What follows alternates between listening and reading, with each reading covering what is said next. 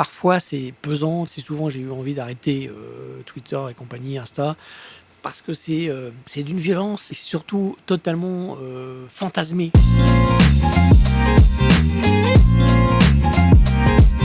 Tu es né à Paris le 6 novembre 66. Ouais. Et tu as passé ta petite enfance en région parisienne, dans l'Essonne à Longjumeau, avant de suivre tes parents à l'âge de 13 ans à Clermont-Ferrand. Ouais, bah, pas facile quand même quand tu quittes ton environnement à 12-13 ans, c'est toujours un petit choc. Ouais, tes potes. Voilà, et puis c'est le passage de Paris, même si c'était la banlieue, à la province, mais paradoxalement à une grande ville, une ville plus grande que là où j'habitais. Mais voilà, donc tout ça est bien digéré, c'était bien. T'étais déjà dans un club de foot à cette époque-là, parce que je crois que Ouais. dès le plus jeune âge, tu t'es retrouvé à jouer au foot, comme beaucoup de Ouais, gamins. comme tout le monde, à je sais plus 6-7 ans, quelque Ouais, chose c'est comme ça. ça. Donc j'étais au club de Longjumeau, qui était un très bon club à l'époque. Je dis à l'époque, c'est peut-être méchant pour Longjumeau, ça se trouve ils sont encore bons, mais non, c'était un club à l'époque l'équipe référence. première jouait en 3e division nationale. Ok. Enfin voilà, on était chez les jeunes une référence, ouais. Le club s'appelait le PO Longjumeau parce que il y a une opérette qui s'appelle Le Postillon de Longjumeau. Qui a été écrite par Adam, je crois. J'ai pas son prénom, c'est quelqu'un qui a fait beaucoup d'opérettes assez Ok. qui ont eu succès au début du XXe siècle. Et donc les clubs sportifs là-bas s'appelaient le Postillon olympique de Longjumeau. Il y a une statue d'un postillon. C'est un postillon, tu sais, c'est Oui, bien le sûr. gars qui s'occupait des diligences. Exactement. Voilà, donc la chanson dit, il y a une chanson dans cette opérette qui dit « À qu'il est beau, le postillon de Longjumeau ». Et donc voilà, nous on avait un maillot avec marqué Paul, P-O-L, postillon olympique Longjumélois. C'est génial comme histoire. T'as appris des choses. Hein, Mais déjà. oui, est-ce que c'est un maillot que t'as gardé? Non, hélas, non, bah tu sais, c'était le maillot du club, tu le rendais à chaque fois, mais Dommage. non, ouais, c'est vrai qu'il était beau en plus, on portait les couleurs de la Bulgarie, on était blanc avec short vert en satin, comme ça se faisait à l'époque. Très beau, plus bel effet. Quand tu dis que plus jeune, t'avais une appétence pour raconter des histoires, ça veut dire que tu faisais des petites rédactions, tu t'entraînais dans ta chambre J'écrivais des livres, ouais, enfin, voilà, des histoires, mais je pense qu'il y a plein de gamins qui font ça, honnêtement, c'est rien d'exceptionnel. Je faisais des petites histoires, des petits bouquins, et puis les petits bouquins sont devenus plutôt des magazines, Ouais. et puis les magazines sont assez vite devenus des magazines de foot, parce que voilà, il y avait l'actualité du foot qui était prenante, voilà, Saint-Étienne, Bastia qui a fait une épopée en 78, et donc voilà, je faisais des journaux, je les vendais à mes parents, hein, c'est tout, il y avait qu'une édition, hein, donc j'en vendais un, j'avais tout vendu. C'est génial. Voilà, mais bon, après je pense qu'il y a plein de gens qui font des choses comme ça. Il y a eu les premiers stages en presse écrite, Ouais. en radio notamment, radio, c'est là ouais. qu'il y a eu les premiers pas, en télévision avec une chaîne de Boulogne-Billancourt qui s'appelle Bébécom, C'est ça. où tu as même créé un service sport. Ouais. Et du coup, c'est marrant parce que quand tu dis que en tant que jeune adolescent, tu crées un magazine, Mhm. mais finalement, quelques années plus tard, tu as vraiment créé un service Je suis sport dans un une chaîne télé. énorme chef d'entreprise, ouais, c'est sûr. Ouais. J'ai créé un service des sports qui était constitué d'une équipe énorme, c'est-à-dire moi. Voilà. En fait, je suis arrivé dans cette chaîne. Boulogne-Billancourt, c'est une assez grosse ville quand même, en Ouais. région parisienne, avec un gros club qui s'appelle l'ACBB, qui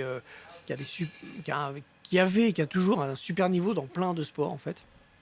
Et c'était du journalisme régional, de proximité, on va dire.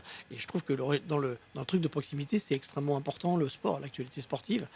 Et les gars n'étaient pas sportifs dans cette chaîne, donc je dis, mais vous avez vu, il y a l'équipe de tennis de table, elle joue en Coupe d'Europe, l'équipe de judo, elle joue en Coupe d'Europe, l'équipe de volley, elle est en National 1, l'équipe de hand en National 2. Vous faites rien? Ah, bon, non, on fait rien et tout. Je dis, mais faut qu'on court.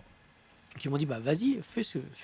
Donc le week-end je tournais j'avais un caméraman quand même, et on tournait, je faisais tous les reportages, je montais le lundi tous les reportages et je présentais l'émission avec mes reportages le soir même. Donc tu Voilà. présentais tes propres reportages. Bah j'étais le seul reporter de sport, donc oui. Est-ce que à l'époque, c'était beaucoup moins développé qu'aujourd'hui, tous les canaux étaient beaucoup moins développés. Est-ce que l'entrée du sport était une clé de réussite, une clé pour justement intégrer un service, une chaîne, une radio? Franchement, c'était une clé, mais c'était pas plus facile par le sport qu'ailleurs. Moi, j'ai eu la chance, quand je suis rentré à TF1, que au sport à TF1, ils ont voulu un peu donner un coup de pied dans la fourmilière. faire monter les jeunes. Et ben, dans les jeunes qu'il y avait moi. Donc voilà. Oui, parce que ton vrai pied à l'étrier, c'est TF1 qui te l'a donné. En effet, tu Ouais. as commencé en stagiaire en début 90 et en 98, pendant la Coupe du Monde, tu commentais les matchs aux côtés de Thierry Roland, donc aux côtés du plus grand en fait, quoi. Ouais, Donc, je faisais partie des. Il y avait du Thierry Roland et Jean-Michel Larquet qui ouais, commentaient. Et moi, j'étais le deuxième binôme avec Guy Roux, en fait, à l'époque. Et puis, j'étais aussi co-présentateur. Et le jour de la finale, par exemple, j'ai présenté aux côtés de Roger Zabel, qui était la star de l'époque, tout l'après-midi, toute la soirée, le match. Bon, ben, on a laissé faire Thierry Roland et Jean-Michel Larquet. Ensuite, on a récupéré l'antenne. Et moi, j'ai tenu en grande partie tout seul toute la nuit. En fait, j'étais près du rond-point des Champs-Élysées, dans une galère pas possible. T'imagines le bordel que c'était.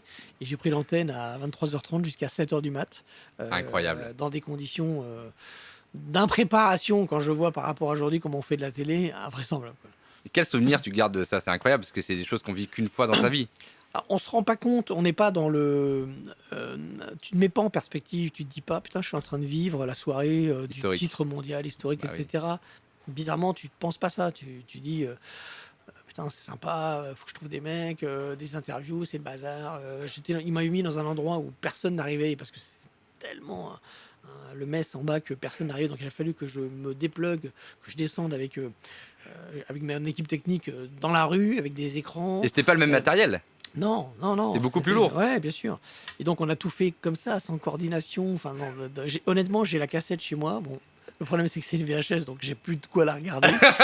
Mais même quand j'aurais pu la revoir depuis, quand même, ça date, j'ai jamais eu le courage de regarder cette nuit folle. Qu'est-ce que tu gardes de cette époque-là? J'ai même noté, qu'est-ce que tu gardes de tes rencontres à ce moment-là? Est-ce que tu te nourris de ce Mhm. que peut te dire un Thierry Roland, Mhm. les personnalités qui étaient là, à l'antenne ou hors antenne d'ailleurs? Qu'est-ce qui Bah, t'a nourri, qui t'a construit à ce moment-là? je me nourris, mais je me suis toujours nourri. J'ai toujours considéré qu'on apprenait tous les jours, et qu'on fallait trouver son style en agrégeant des choses, non pas en copiant. Et parfois, je vois des gens qui font espèce d'imitation, on va dire. Moi, je pense qu'on regarde les gens travailler, on se dit, tiens, ça c'est pas mal, ça me plaît bien, mais on le digère, on en fait quelque chose de personnel. Donc, des gens qui m'ont inspiré, il y en a plein. Roger Zabel fait partie des gens qui m'ont inspiré. Et ce que je retiens, mais pas que lui, plein de gens, mecs en back-office aussi, parce que j'ai eu des. Quand tu es jeune journaliste, tu prends des coups parce que tu te confrontes à. Tu es sur un métier où tu es exposé. Mhm. Quand tu commences dans n'importe quel métier, tu fais des conneries. Mais, quand tu es journaliste, les conneries que tu fais, elles sont exposées, surtout en télé, surtout en radio, on les voit. Et donc, les gens, ils sont pas spécialement, alors encore moins aujourd'hui, hein, avec les réseaux sociaux, mais ils sont pas spécialement Tendre. tendres, tu vois. Donc tu prends des coups et tu as quand même des rédacteurs en chef qui sont exigeants, qui sont durs, donc tu te prends des coups quand tu commences dans ce métier, c'est dur. Et puis c'est un peu le truc classique. Après, tu dis ah putain quand même c'était pas mal, ça m'a servi, etc. Tu vois, donc tu te construis comme ça. Et après, ce que je retiens, c'est une forme de rêve, c'est-à-dire que quand je débarque à TF1, on m'envoie partout. Donc à la fois je vais sur tous les stades qui m'ont fait fantasmer dans mon enfance. Euh, c'est la Baie des Champs à Auxerre, c'est le stade Francis Le Basser à Laval, c'est Saint-Symphorien à Metz, c'est Marcel Picot à Nancy, c'est le stade du Ré à Nice. Enfin, toi, des noms un peu qui font ta vie, la Beaujoire, depuis que tu es À petit, Nantes, et ouais, puis voilà, et puis tu y vas, tu vois, et puis au bout de 5-6 ans, tu es allé dans tous ces stades, et tu te dis, c'est une chance terrible. bien sûr. Et puis c'est aussi, parce que je faisais beaucoup d'international, ce plaisir de fou quand tu as 22, 23 ans, tu arrives le matin, bah, tu sais pas si on va pas te dire, écoute, tu pars au Japon, en Serbie, en Croatie, en Espagne, en Italie, au Danemark, en Norvège, en Islande. Donc génial, quoi. Génial, toi. Et donc c'est pour ça que tu peux pas, à ce moment-là, te dire, moi, mon objectif, c'est de faire de l'antenne, d'être sur un plateau pour montrer ma gueule. Non, tu croques dans les voyages, dans les découvertes, dans la richesse de ce qu'est le reportage, de faire du Le reportage. fait d'avoir couvert la Coupe du Monde en 98 avec Mhm. TF1, t'as fait repérer par Michel Denisot, qui était l'actuel directeur des sports de Canal+. Ouais, alors qui était président du Paris Saint-Germain, mais qui quittait le PSG pour revenir à Canal. Donc, Et pour lui, du coup, tu as fait faire un transfert sur l'été 98 ouais, entre TF1 et Canal+, et en septembre 17 millions 98. d'euros. Waouh, Non, je déconne. énorme le transfert. Non, 5 tickets resto, en fait. Et du coup, en septembre 98, tu commences chez Canal+, où tu es maintenant, depuis... À 23 ans, je sais exactement. plus combien, ouais. La question évidente que j'avais notée, c'est comment l'a vécu TF1 à l'époque? Que je parte. Oui, parce que ça fait un peu... je suis arrivé au bas de l'échelle, j'ai monté tous les échelons jusqu'au Mhm. plus haut, Mhm. je couvre la Coupe du Monde 98, et puis à ce moment-là où je suis au top, je pars. En fait, je pense que Canal, TF1, ça a été assez long, le transfert, entre guillemets. J'ai été contacté par Deniso, comme tu l'as expliqué, en plein milieu de la Coupe du Monde. Donc, moi, j'étais un peu dans le feu. J'ai Bien dit, sûr. je finis la Coupe du Monde, je réfléchis, je te dis. La France a été championne du monde.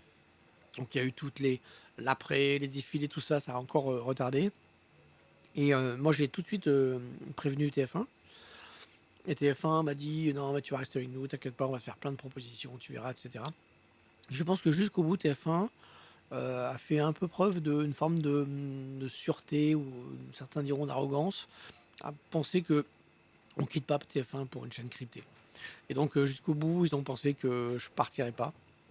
Et puis finalement, j'ai senti, je vais parler comme les joueurs, j'ai senti qu'on me voulait vraiment. Non, mais c'est vrai que j'ai senti, merci, d'un côté une envie très forte de me recruter, avec les patrons, vraiment les grands patrons, Pierre Lescure de l'époque, qui m'ont appelé, etc. Et TF1 qui, voilà, se disait, non mais il est gentil le petit jeune, il était stagiaire il y a quelques années, il partira pas. Ils Et estimaient que voilà. tu leur appartenais en fait. Ouais, un petit peu. Et je pense que j'avais besoin de partir pour justement sortir de ce syndrome du joueur formé au club, en fait. Décidément, toi, je parle vraiment comme les joueurs, mais en fait, il y a ça, c'est les joueurs qui sont formés dans un club, ils le vivent, mais je pense que n'importe qui peut le vivre dans son boulot. Quand tu es arrivé dans un boulot stagiaire, t'évolues, et au bout d'un moment, les gens, ils oublient que t'es plus stagiaire, en fait, toi. Donc, Mm. alors des fois, à un moment, tu dis, non, mais vous êtes gentil, mais ça fait 6 ans, là, je vais pas refaire ça. Ah, et, genre, le stagiaire, il a pris le melon, tu vois. Enfin, voilà. Donc, il y a un moment donné, quand les gens t'ont vu évoluer, ils te perçoivent pas de la même manière que quand tu es, entre guillemets, une recrue qui a été recrutée Bien sûr. ailleurs. Et ça te fait changer de statut, en fait. Et Mais donc, c'était utile, en fait. c'était un pari pour toi, parce qu'aujourd'hui c'est facile de dire ah bah il a bien fait le Ah succès ouais. de Canal Football Club, mais à l'époque, si ça se trouve, tu es parti en disant ça, Ah oui, je vais tenir 6 mois. j'ai énormément hésité. J'ai regretté dans un premier temps. Ok, Parce que Canal était une chaîne très clanique. Je crois que j'étais un des premiers. Il y avait Didier Roustan qui avait été recruté, mais lui qui faisait du magazine. J'étais une des premières personnes un peu identifiées, ayant déjà fait un peu d'antenne. Je ne suis pas non plus une star, hein, mais sur une autre chaîne qui venait à Canal. En plus, je venais de TF1. À l'époque, c'est les Guignols, la boîte à cons. Tu vois, c'est vraiment TF1 a une image très négative à Canal. J'arrive dans un service où même Michel Denisot doit faire sa place parce que lui, il arrive aussi. Il remplace Charles Bietri. Donc, il est dans une rédaction qui est très pro-Bietri. Et donc, dans une chaîne qui n'a pas du tout. Depuis, elle a beaucoup évolué. Elle a ouvert ses portes à plein de gens. C'est un peu comme un pays qui se serait ouvert à l'immigration, tu vois. Mais à l'époque, c'était une île, Canal. C'était une île. Et donc, moi, j'arrive et je suis l'étranger, quoi. Donc, ça a été extrêmement difficile. J'ai cru que j'allais jeter l'éponge. Et puis, je suis resté. Et puis, les choses ont tourné. Et puis, voilà. oui, plutôt bien tourné. Il y a eu Jour de foot jusqu'en 2002. Ensuite, il y a eu l'équipe du Comment dimanche jusqu'en 2008. Et donc en 2008, c'est la date d'arrivée de l'emblématique Canal Football Club sur Canal+. Mm. Comment s'est créée cette émission et quelle en était l'ambition? En gros, on récupère les droits de Téléfoot. Téléfoot existe depuis des années, fait la Ligue 1 le dimanche midi. Et ce lot, entre guillemets, Canal le récupère. Et Canal décide on pouvait en faire, on aurait pu faire une émission cryptée à midi. Mais la direction de Canal à l'époque, des sports, décide déjà de le faire en clair. Parce qu'il y a déjà des voix qui s'élèvent en disant La Ligue 1 n'est plus visible, elle était sur Téléfoot, elle n'est plus visible en gratuit, les gens sont privés de Ligue 1. Petite parenthèse, aujourd'hui c'est quasiment le cas, et personne n'est monté au créneau pour défendre l'idée qu'il fallait quand même que la Ligue 1 soit encore un peu visible en clair. Parce que les gens sont plus habitués à payer aussi les abonnements. Peut-être, mais enfin, il y a un petit problème de visibilité quand même, mais Bien bon, sûr. ouais. En tout cas, à l'époque, nous on dit, bon, bah, on va faire une émission, on va la mettre en clair, et puis on veut sortir un peu des codes de Canal, qui sont des émissions hyper sérieuses, des corps très froids, des techniciens, uniquement des techniciens, en gros, les entraîneurs parlent aux entraîneurs, etc. Et on veut une émission qui à la fois intègre l'expertise Canal, mais intègre aussi les codes d'une émission grand public de divertissement. Entre guillemets. Pour un footix, par exemple. Quand même pas pour un footix, mais quelque chose qui soit plus ouvert pour les gens. Voilà. Et donc on crée le Canal Football Club avec cette double ambition. Au début, on met un peu de temps à trouver justement le bon équilibre, à pas tomber dans une émission footix. Faut savoir où on met la dose en fait, et nous on se bat pour que ça reste une émission avec de l'expertise, avec des consultants, avec des palettes, avec des machins, enfin voilà. Mais on arrête de faire une émission qui ne parle qu'à 50 000 mecs qui sont des geeks du foot, quoi. Et 14 ans plus tard, quel regard tu poses sur cette émission? C'est différent, tu sais, c'est comme une équipe de foot, je vais continuer les métaphores, mais une équipe de foot, elle a des années où elle joue à la Coupe d'Europe, etc. Puis il y a des années un peu plus difficiles où elle joue le maintien. Bon, bah, une émission de sport, une émission de foot, elle est toujours dépendante des droits, de tout ce qui arrive dans les droits. Il se trouve que les droits de la Ligue 1 nous ont été retirés sur le CFC. On n'a plus de droit à passer la moindre image de Ligue 1, d'actualité en tout cas. On peut racheter des images de la semaine d'avant, mais ça nous fait une belle jambe. Donc voilà, on pense que malgré tout, sur les réseaux sociaux, il y a des gens qui alors, nous insultent, c'est n'importe quoi, c'est de la merde, machin, pourquoi tu continues? Ben, je continue parce que il y a un moment donné, mon métier, c'est d'essayer de faire avec ce qu'on me donne, et que cette émission, elle a vécu avec parfois beaucoup de droits, d'autres fois moins, là peu. Ben, mais c'est intéressant d'essayer de faire une émission intéressante. Et donc, c'est assez excitant finalement de faire. Bien sûr que je préférais qu'on fasse 2 millions comme il y a 10 ans, Évidemment. mais c'est excitant de se dire, tiens, qu'est-ce qu'on va mettre dans cette émission? Qu'est-ce qu'on va pouvoir créer comme truc? Quelque part, il y a plus de jus de crâne. Éditorialement, c'est presque plus intéressant à faire. Et je pense qu'aujourd'hui, je comprends que l'émission fasse moins envie, qu'il n'y ait pas cette envie un peu mécanique de 19h, tiens, il y a les gains qu'il y a eu, je vais aller regarder. Donc c'est normal, on a perdu des gens, mais je pense que quand on la regarde, on passe un bon moment, on apprend des choses, on a de la parole experte, on a du bon reportage, on a voilà, une émission de qualité. Mais le CFC, c'est vraiment une émission qui a permis de révéler énormément de visages masculins et féminins. Je suis obligé de te poser la question sur un de tes bras, enfin pas tes bras droits, mais c'est vrai que c'était un des piliers du Canal Football Club, qui était Pierre Ménès, qui était écarté de la chaîne après voilà, différentes choses. Est-ce que vous gardez aujourd'hui des rapports cordiaux? Vous étiez très potes? Oui, enfin on était de fait, Bien sûr. on bossait toutes les semaines ensemble. Voilà, je pense qu'il a vrillé. Il y a un moment donné où je me suis pas senti capable de le défendre parce que j'estimais que c'était pas défendable. Et il a,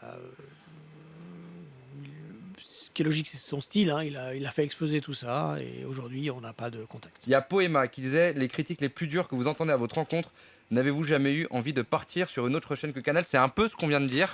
Oui, alors il y a deux choses. Il y a j'ai expliqué les doutes que j'avais eu au début et la difficulté d'assimilation que j'ai rencontré à Canal.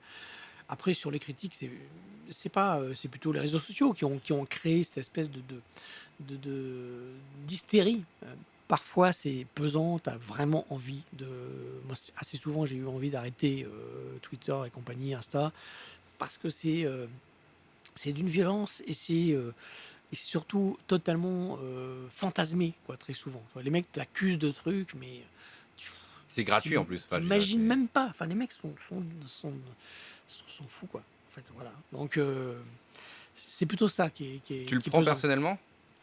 t'as beau dire que on va dire: «Bah, qu'est-ce que tu en as à faire?» et cetera. Oui, mais c'est surtout, te dire qu'il y a des gens qui peuvent penser aussi j'ai presque de la peine pour eux d'être aussi, Méchant. mauvais, méchants, de voir des choses comme ça. C'est plutôt ça et puis aussi quand on te prête des intentions, des choses qui sont, totalement fausses, en fait et ça c'est énervant, toi, quand tu as quelqu'un, imagine, tu as quelqu'un qui dit: «Ah bah oui, on sait bien que tu penses ça et que tu le penses, mais absolument pas».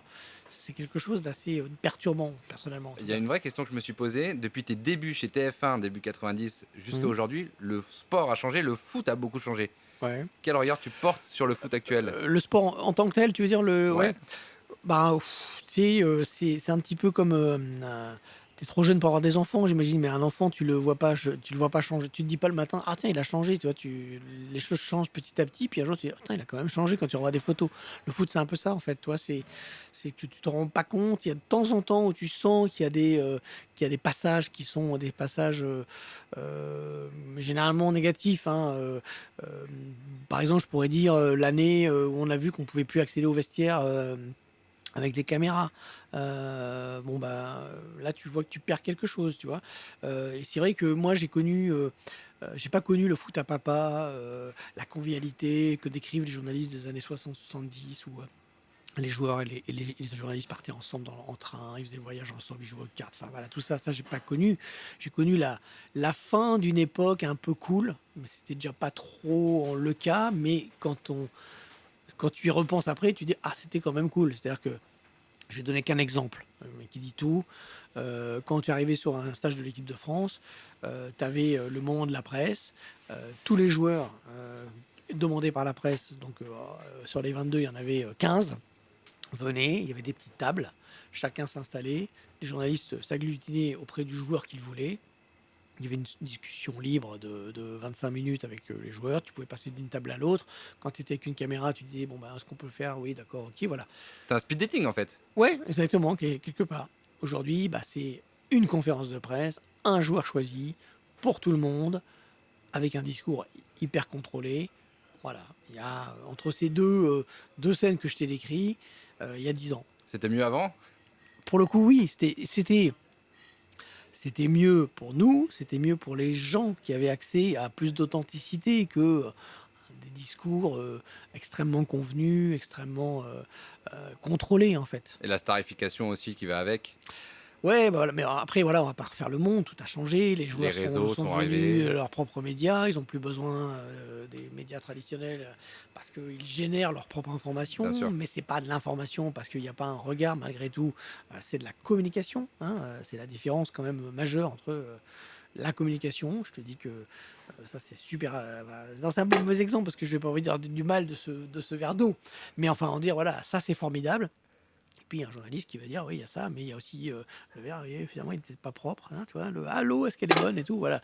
Donc c'est l'époque qui a changé. Qu'est-ce que tu veux que je te dise? Mais il faut s'adapter, c'est normal C'est que ça intéressant ce que tu change. racontes parce qu'en fait, ça reflète ce qu'on a vécu sur les derniers jours avec, enfin les derniers jours et les dernières semaines et les derniers mois, mais ce qui s'est passé avec Kylian Mbappé. Grosse info quand même, ouais. Ouais, Grosse info qu'il a générée tout seul. Il y a quelques exactement. années il y a quelques années, il aurait parlé dans l'équipe le matin, ou il aurait choisi une émission de télé, aujourd'hui, voilà, il préfère, il est plus puissant lui-même que n'importe quel média, en fait. Petite question rapide sur l'arbitrage en France. Ouais. Tu as un point de vue sur l'arbitrage français? Moi, je pense qu'il y a pas d'arbitrage français, anglais, enfin si, il y a quelques nuances, mais il y a quelques années, on avait un problème, en France de comportement, enfin de pas de comportement, de style d'arbitrage. Ça laissait pas jouer. Enfin, il y avait un truc un petit peu trop verrouillé. Je pense que ça a progressé de ce point de vue-là. C'est mieux la VAR, tout ça? La VAR, c'est un autre problème, c'est un autre souci, mais là, c'est plus international. Mais ce que je pense, c'est que faut arrêter de penser que les arbitres français sont archi nuls, parce que les Italiens pensent que les arbitres italiens sont archi nuls, les Anglais pensent que les arbitres anglais sont archi nuls, etc., parce que comme les supporters passent leur temps à vomir sur les décisions des arbitres, ils ont toujours l'impression que les leurs sont nuls, et voilà. Donc non, les arbitres français sont pas nuls, les arbitres en général ne sont pas nuls.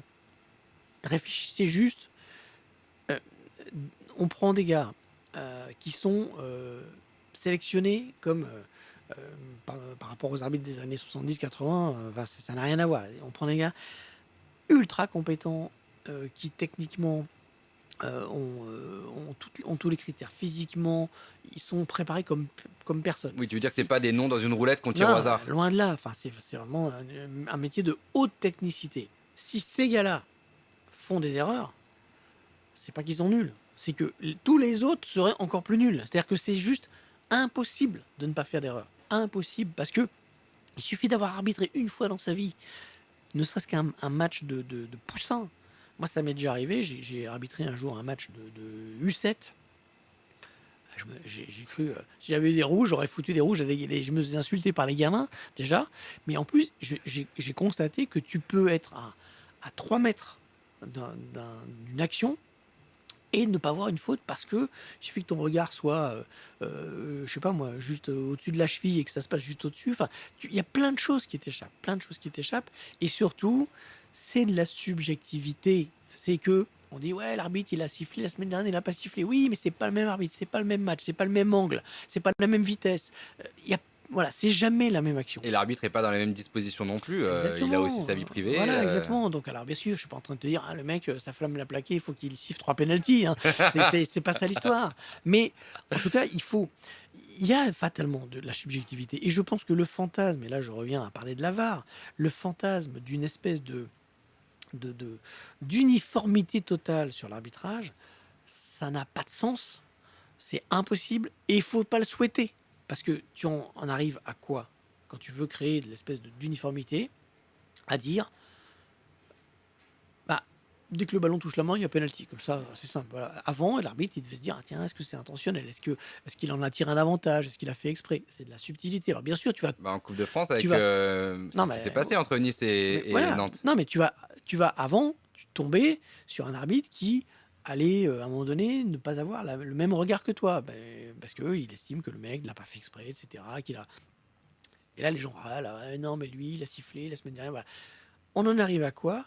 À l'espèce de règle débile de dire ça touche la main, il y a pénalty. Mais moi, c'est comme ça qu'on arbitrait dans les cours d'école. Dans les cours d'école, les mecs, ils connaissaient rien au foot, ils connaissaient qu'une règle, c'est la main. Oh, main!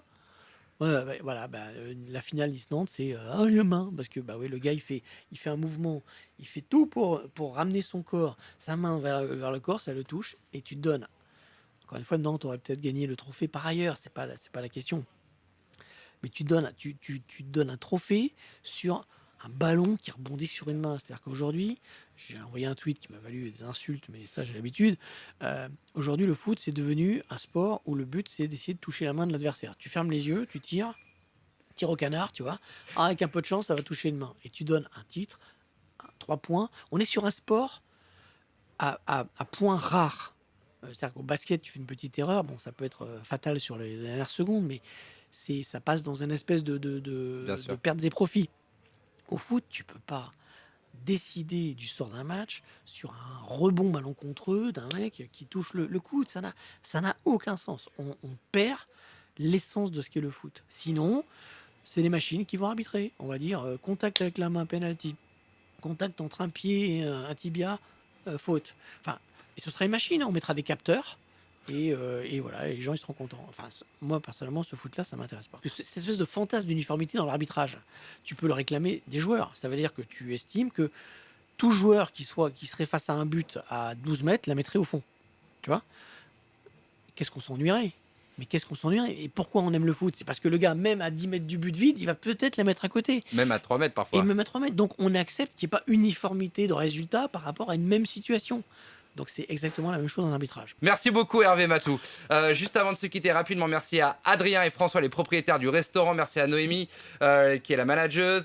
Merci évidemment au chef Clément Emery pour le bœuf séché, fait maison. Très bon, je vais continuer. Hein. Et j'embrasse toute mon équipe technique. Il y a Victor Labro, il y a Dounia qui est aujourd'hui ici à la réalisation et chef opératrice à la technique.